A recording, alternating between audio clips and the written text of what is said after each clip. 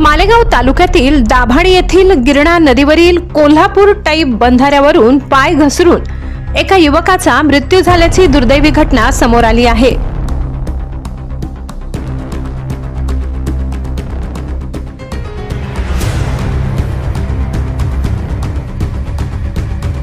मृत युवकाचे नाव संभाजी रंभाजी माळी, वय 34, राहणार पाटणे असून तो 29 जून 2025 रोजी सायंकाळी बेपत्ता झाला होता।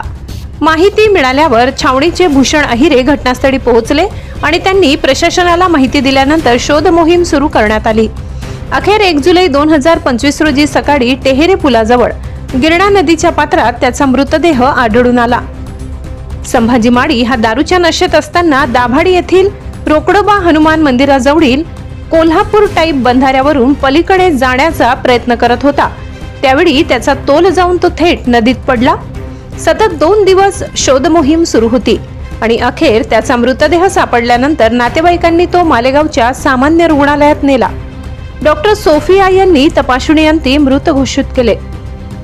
घटनेनंतर परिसरात हळहळ व्यक्त होत असून ग्रामस्थांनी बंधाऱ्यावर कोणतीही रेलिंग किंवा सुरक्षा व्यवस्था नसल्यामुळे हा अपघात घडल्याचा आरोप केलाय।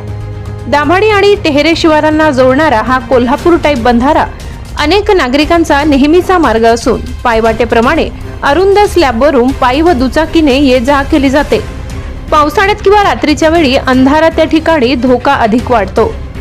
दरम्यान रोकडोबा हनुमान मंदिर हे गिरणा नदीच्या काठावर वसलेले धार्मिक श्रद्धास्थान आहे।